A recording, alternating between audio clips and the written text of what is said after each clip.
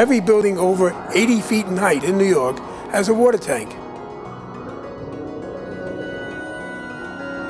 You can't have a skyline of New York without the water tanks. New York City has more water tanks than any other city in the United States. My grandfather bought the business for the tremendous sum of $55. He passed it on to his son, who was my father, and my father passed it on to me, and I passed it on to my son. Good morning, Kenny. The tanks are up there because of the fire laws in New York City. The fire laws say there has to be a reservoir on top of every building, so you'll have means of wetting down the staircase so you can get out of the building.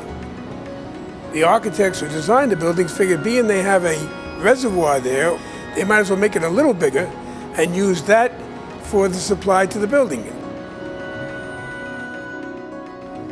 All water comes in from the city supply, and when it hits the building, a pump takes that water and drives it up 10 stories, 16 stories, 40 stories to the tank, and then feed it down as needed into the system of the building. In an office building, thousands of faucets that are going to be turned on at the same time during lunch hour.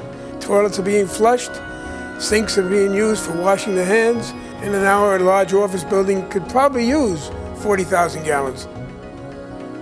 Now the tank is wood. It's held together with iron bands around. Why in this modern day and age of all new materials and everything that goes on, do we make tanks out of wood the same way that we did this hundreds of years ago? The reason they're made of wood, the wood is a natural insulator.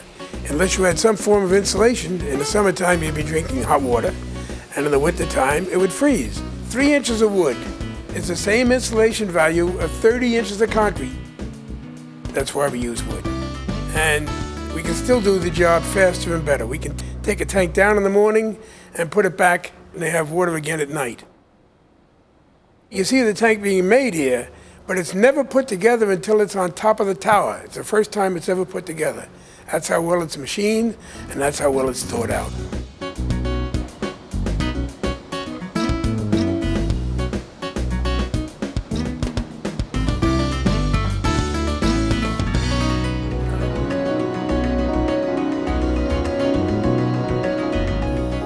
It's a labor of love. I love what I do. And where else can you have work or a job that you walk around New York and you look up and you say, I did that, or I'm part of that, or that's mine. And everyone that works in our firm has the same feeling. It's great.